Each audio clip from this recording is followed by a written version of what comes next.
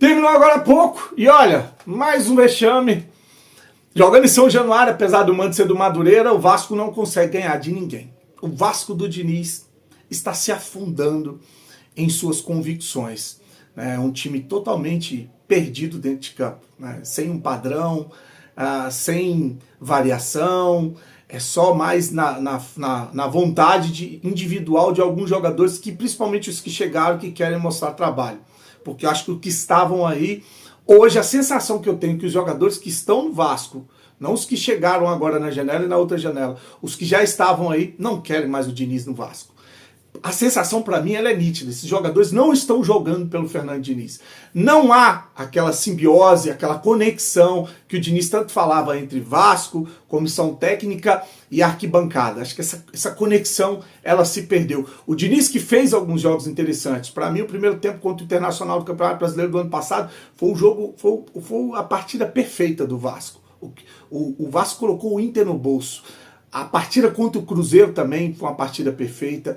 Então, algumas exceções, fora isso, é uma tristeza ver o time do Diniz jogar. Seja o time titular, seja o time reserva, seja o time mesclado. Não ganha de ninguém. E o argumento de que, porque está se reforçando, jogadores estão chegando, tem que ter paciência, as coisas vão encaminhar, ele não cola, porque essa dificuldade que o Vasco está tendo, todos os times do lado de lá estão tendo, cara. Corinthians jogou o último jogo contra o Vasco no Campeonato Brasileiro, está se remontando, cheio de problema financeiro, e foi campeão em cima do Urubu, que deu um baile na gente no Campeonato Carioca. O Mirassol perdeu 12 jogadores, 5 ou 6 titulares, deu um baile no time do Fernando Diniz, o time titular. Mas não tinha o Ryan, o Mirassol não tinha meio time, gente. Então não tem a gente não tem que ficar inventando argumento. Eu fui um dos que defendi o Diniz, falei que não ia caçar a cabeça de treinador, mas tá difícil defender o Diniz cada vez que a gente olha o time do Vasco entrar em campo. Não consegue ganhar de ninguém. Ainda conta com a infelicidade de um jogador que vai bater um pênalti, o goleiro faz uma baita de uma defesa, no rebote o goleiro pega também. Pra mim, quem tinha que ter batido o pênalti era o Brenner. Não vou entrar nem nesse assunto de ficar xingando o Puma, porque o pênalti, né, ele não foi mal batido, o goleiro fez uma excelente defesa e o Puma costuma fazer os gols de pênalti no Vasco. Mas é uma infelicidade, aí o Rojas me mete uma bola na trave, aí o goleiro num dia que pega tudo e as coisas não acontecem. No segundo tempo começa a substituir, entra o David, você vê Tietê, Hugo Moura, Piton, cara, o que o Piton faz com a camisa do Vasco? Pelo amor de Deus, Diniz vai morrer até o último dia abraçado com o Piton, cara.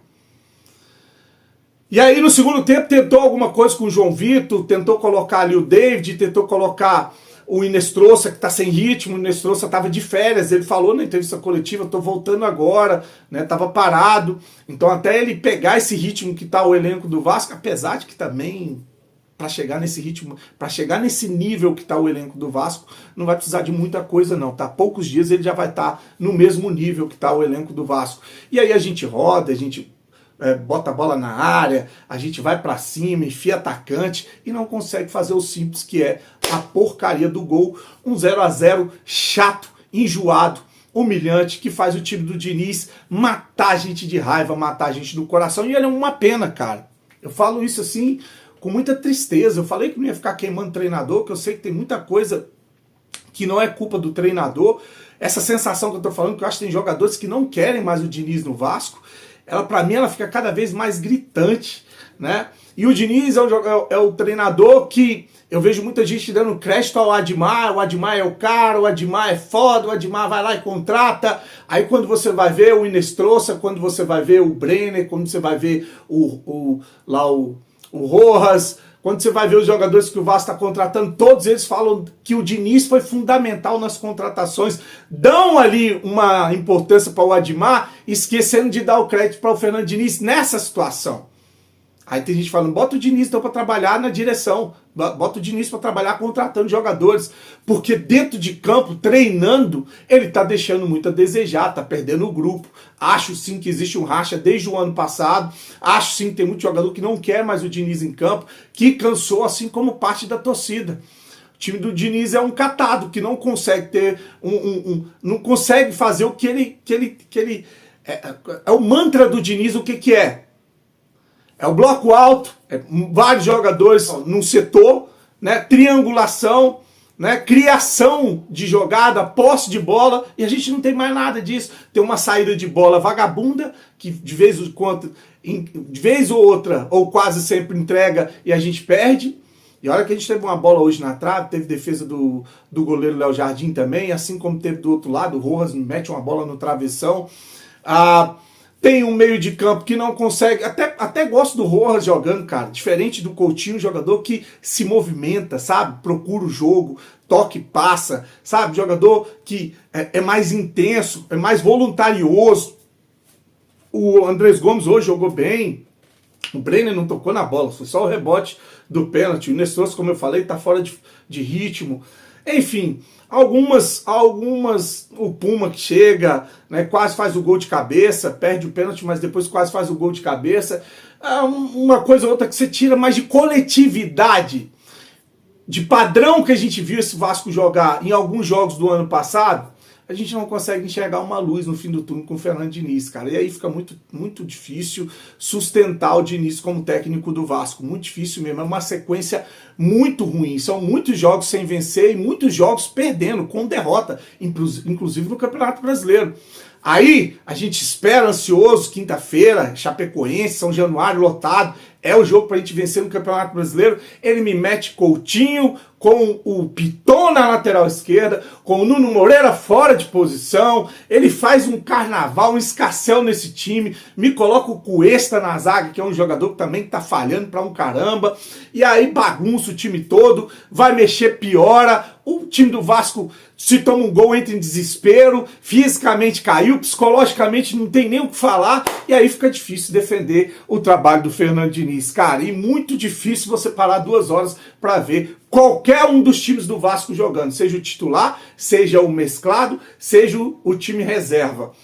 Porque não se trata de Vasco, se trata dos adversários do Vasco. O time titular foi engolido pelo Mirassol. O time mesclado não consegue ganhar do poderoso Madureira. Não consegue ganhar do Nova Iguaçu. Toma um baile o time titular do Flamengo. Aí vai um Corinthians cheio de problema, presidente mandado embora, devendo a casa do caralho e atropela o Flamengo, cara. Vontade, organização, Dorival Júnior. Olha a diferença do Dorival Júnior pro Fernando Diniz, cara.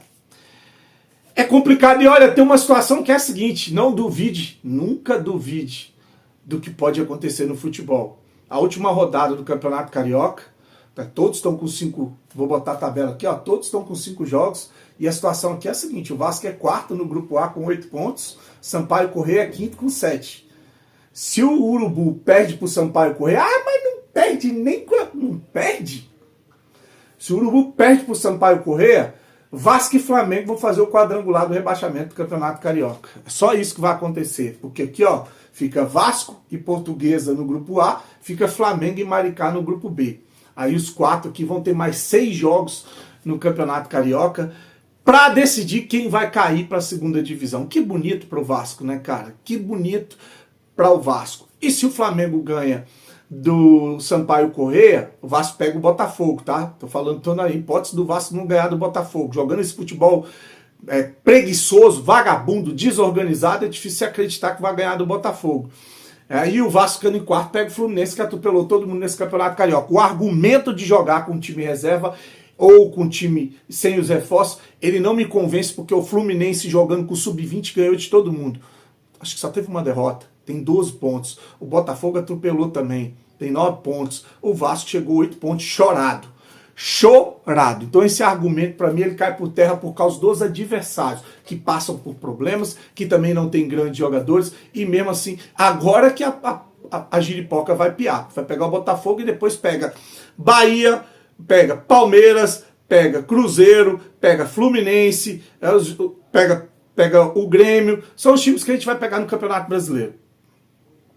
Jogando esse futebol, é difícil, tá? É muito difícil. Tá chegando os reforços. Hoje o Vasco fechou 2 contratações. Cuiabano e o Cláudio Spinelli. Tomara que cheguem logo o Cuiabano para ser titular nessa lateral esquerda, né? E o Spinelli para ser mais uma opção para o ataque. O que fica de pergunta é, Dá para manter ou ainda compensa manter o trabalho do Fernando Diniz, esperar para ver o que vai acontecer com esses reforços?